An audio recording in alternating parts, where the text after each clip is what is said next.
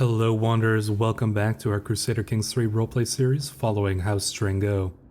And here we are in the court of King Tancred II, having just defeated our enemies in Valencia, and now we are preparing to hold court and hear the concerns of our subjects. Before we jump into everything else, let us take care of these matters here and see who comes to approach the king. First, we have here some doomsayer. As soon as it is his turn to speak, the agitated man screams, "The end is nigh! The signs are clear and everywhere. The people of the county of Ibiza know it all too well. Disorders, bandits, thieves, violence, and the disappearance of justice among men. A day of judgment is upon us. There is only one way for us to be saved. Purify your heart by purifying your body. Salvation can't be reached with a heavy belly. Repent now, for the day is nigh." Nonsense. Burn this raving heretic. That seems appropriate. You don't come and yell at the king. The man is clearly mad. Oh, my wife. My wife, Queen Fredesende, shows me a page filled with unfamiliar symbols, insisting on its legibility.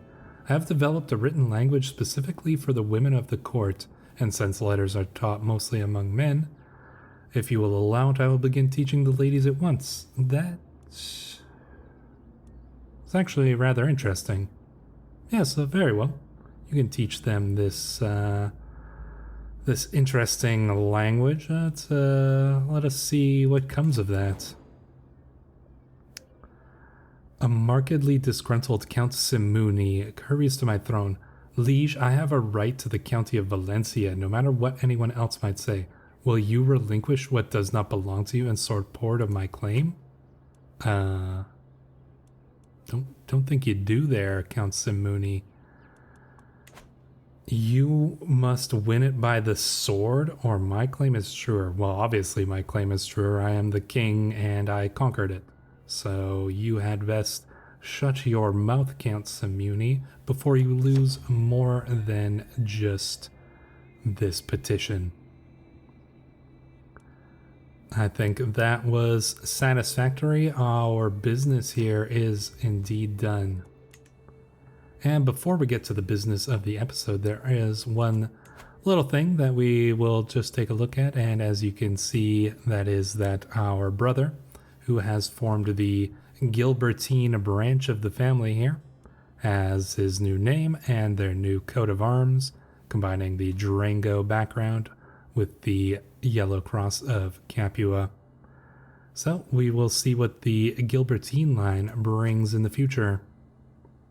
So, what are our plans for this episode? Well, I've got a few different ones, and what I would like to do... So, we do have our son betrothed to the King of Sicily's sister, which I have reconsidered because I do believe that we are going to be conquering Sicily in the name of our wife. So I'm going to break this betrothal because they are pretty close to that marriage. So we will be looking to find a new potential wife for our son. Perhaps something with a strong alliance that is nearby. Now, there are a few different options. Nothing particularly powerful here. Got some claims here. Kingdom of Georgia. Oh, interesting claims that person has there. But no, I do believe that we will be probably getting an alliance with the Hungarians by perhaps arranging a betrothal to one of their daughters. This alliance with Hungary will be useful because I do think that we are going to be acting against the Byzantines now. As you can see, our wife has many claims here against the Byzantines, as she has claims basically all over Sicily, but we can't press them, and I'm pretty sure that is because he is an adult, and that means that we can't press a woman's claims against an adult male ruler. I may be wrong about that, but I'm pretty sure that's what's stopping us from pressing the claims here on the duchy titles. So I think we're going to need to assassinate the king here, and we're going to start a plot to do that. I'm also going to get my spy master to support schemes, and then we are going to invite some people if we can. Looks like we've got a good one here. Could get him with a bribe. Definitely could get you with a bribe as... Ooh, that's an expensive bribe. We can't afford too many of those, so let's see. Yeah, these guys are all going to be pretty expensive. We'll get the one. I think that should be fine. We'll see what this looks like after that. So if we can assassinate the new Basileus here, who's just a young man, that will put his younger brother in charge, and I'm pretty sure we'll be able to press those ducal claims against the young child. So that should give us a pretty good advantage there. Now, you might be thinking Byzantines are pretty strong. I'm not actually too worried about that, especially once the assassination happens. We've got strong alliances, and we do have the advantage of being able to bring in troops from Verona, our own Sardinian troops very quickly, and conquering these lands here. And then anything they send by a boat, we can just smash them on the shores there. So if the scheme goes well, which it's got pretty high chances, I would maybe like to bring in one more, perhaps somebody who's cheaper. The Ecumenical Patriarch, no. I want to get somebody who's got high, pretty decent intrigue, because that should... Oh, you've got great intrigue. Yeah, let's bring you on. Bribe 56, that's not even that expensive. That should pretty much guarantee our success here, I think.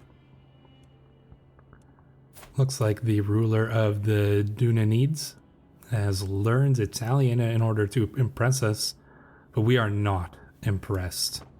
I have no interest in parlaying with any of these lords here because those are our future lands and the lands of our sons. So yeah, let's see how this scheme pans out. I think things should go pretty well. And then we can look to attacking the Byzantines there. My Marshal Prince Gilbert hands me my favorite mace. It is sharpened and polished, so I see a fraction of my own visage within it. You should carry this for your own sake. Dissenters scurry through your court like diseased rats, and each time we attend a public function, I wonder if it is our last. He stares out the window. Perhaps we ought to increase the guard patrols. There's a sickly taste to this morning's air, and I am afraid. I mean, our brother has served us well, and he is an intelligent man. I think that we shall listen to his advice. Pack the... Yeah, I think, you know what, we should attend this. Let us... Yeah, we've scared everyone who's come to our courts. Well, I am not too concerned about that. They should be afraid, honestly. They should be afraid. We could sponsor... He wants to forge an axe.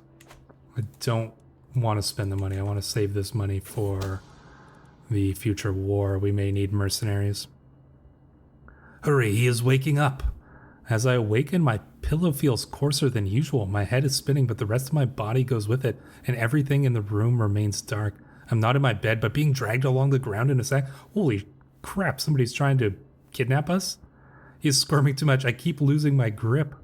As the voices bicker, I quite easily struggle enough for them to drop the bag. When I crawl free, I realize they've barely gotten a few paces beyond the castle garden. You call this a kidnapping? I'd at least expect you to get to Tortoli. Traitors, you shall both languish in sacks. Who is this? Duke Fulk? Duke Fulk and Count Honoriu are in a plot to kidnap me? Carry me back to my bed at once? Wow. Yeah, you guys are both going in prison. Oh, jeez. That's gonna warrant an execution. There's no other way about that. Duke Fulk, as you will remember, the son of the great knight Duke Gerard of Barcelona.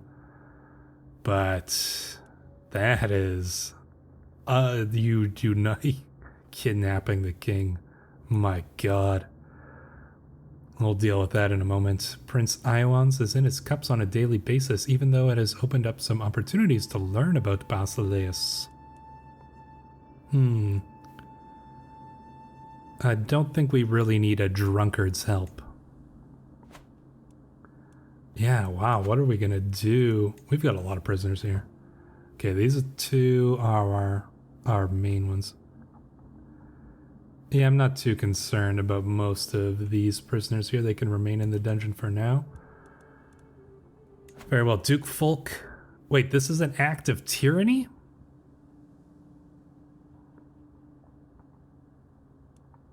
How is that an act of tyranny? He tried to kidnap me.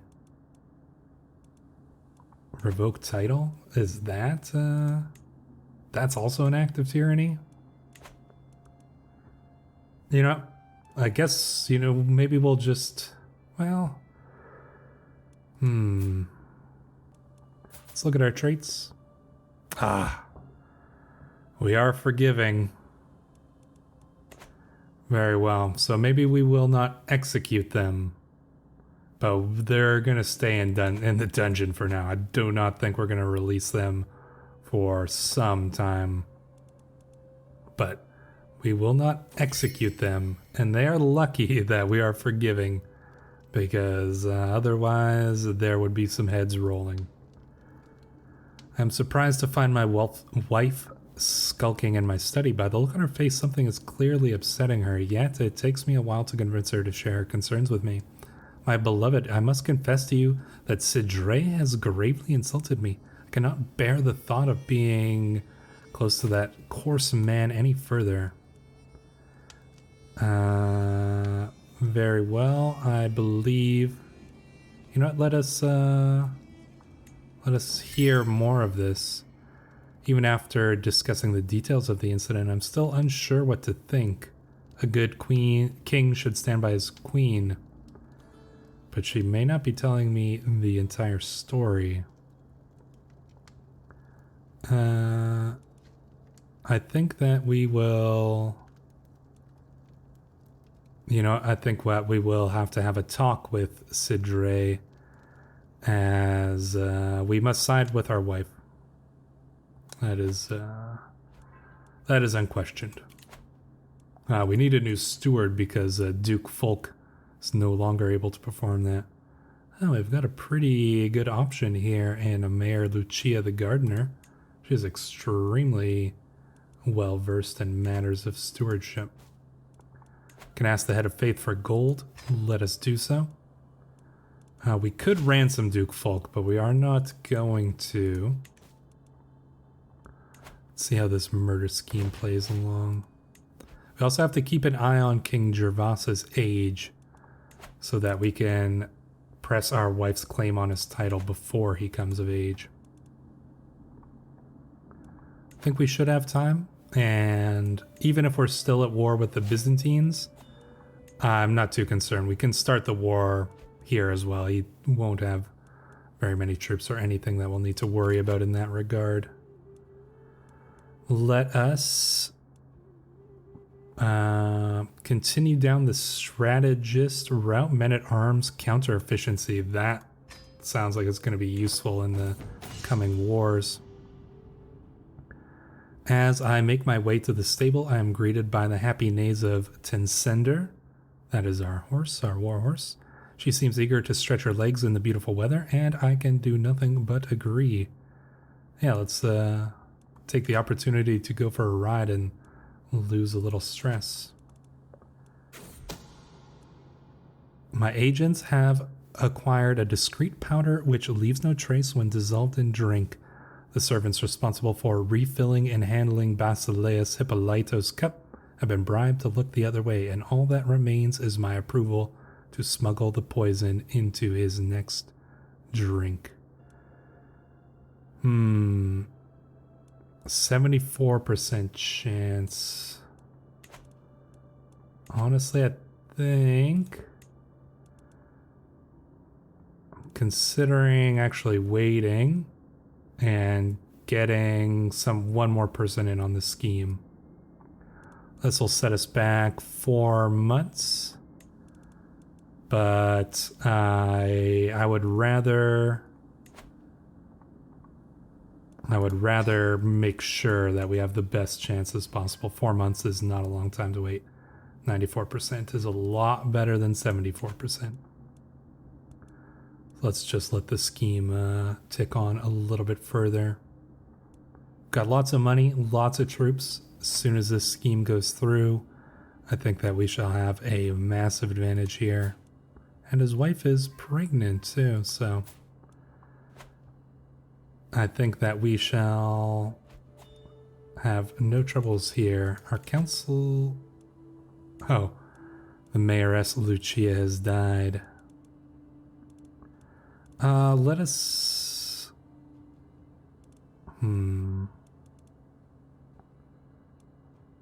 Not too many options here. I don't want to put Duke Marco. He is just not good enough.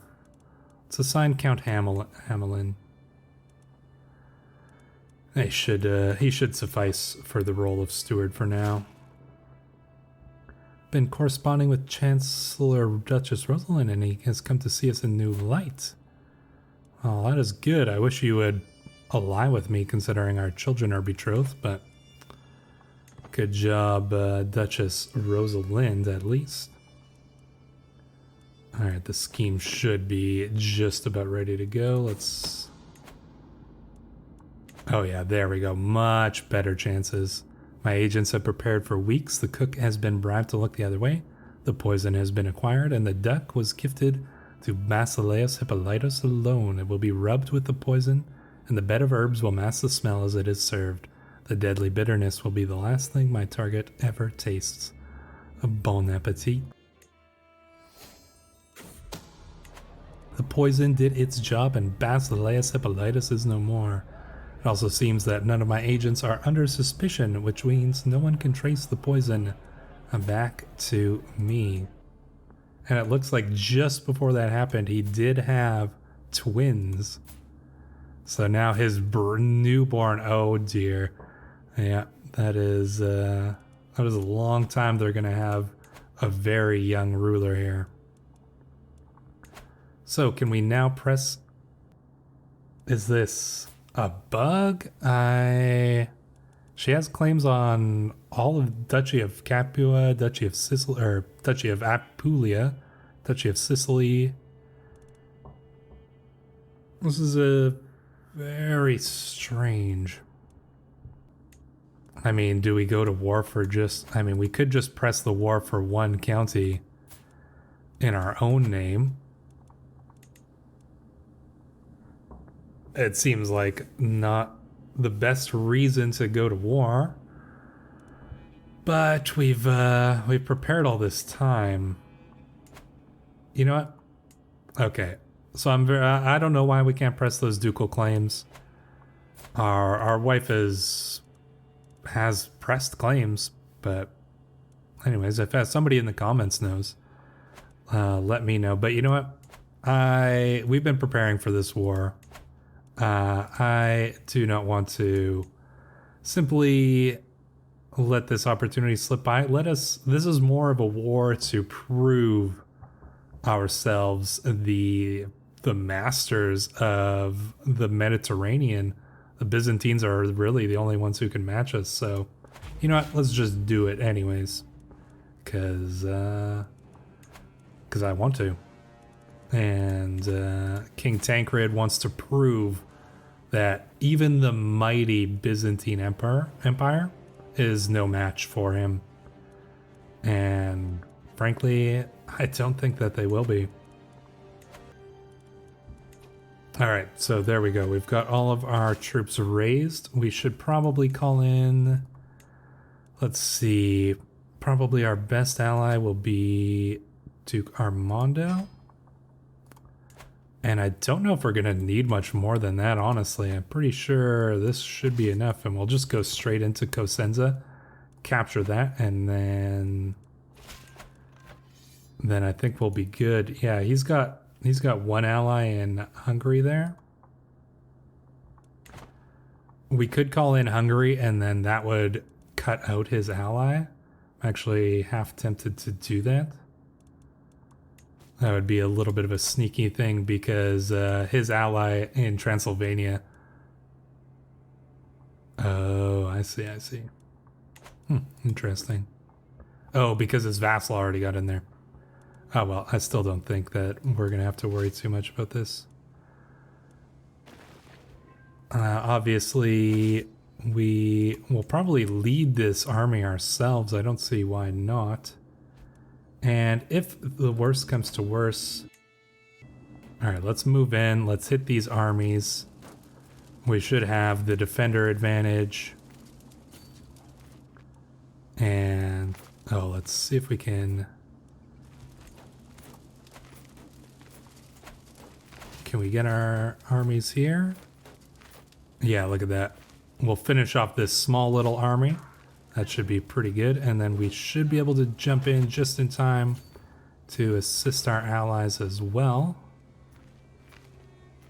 Oh yeah, look, they're going to engage, but as soon as we get in here, the tides of the battle should turn pretty quick as long as they can hold on. Yep, they did just hold on long enough.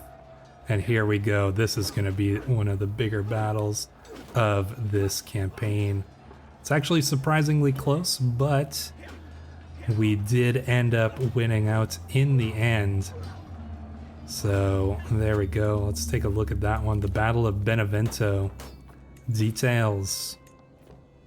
Any interesting things going on here? Oh wow, they've got a knight who really knows what he's doing. The Duke of Dobruja. Couple injuries on their side. One knight slain. Looks like we lost one as well. Couple injuries on our sides, but we greatly outnumber them in terms of knights. So we're gonna see where they're going to retreat to. And let's try to follow them, I suppose. Pope's raising his army to the Cephalonian claim on Benevento. Interesting. Looks like the Byzantines are trying to attack the Pope. Well, I suppose they can do so. Prince Gilbert wants the Blount Krona. Yeah, you can have it. It's a book. You're better with books than we are. I'd rather keep our brother on our side here. Oh, they're going. No, we won't catch them. All right, let's siege this down. I'm actually tempted to call in some of our other allies here just to ensure this, actually. To get the support we need here in the war. But like I said... Oh, what just happened there? Nothing in this world is certain, especially in times of war. The Sardinian claim has been no different. As this conflict is no longer against Prince Komitas of the Byzantine, but Emperor Daniel, it might be wise to reevaluate. Well, I think our goal is still the same, but yeah, the Byzantine emperor was forced to abdicate to the Duke of, or to just some Serbian count. That's rather interesting. Well, I think that we have even less to worry about now then, honestly. Well, let's get these sieges done and done with. And then we can worry about our enemy there later. Noryu has escaped. We'll have to deal with him at some point. And we have a new commander as well. Ooh, he's a pretty good fighter. Very well, Hugh shall serve us.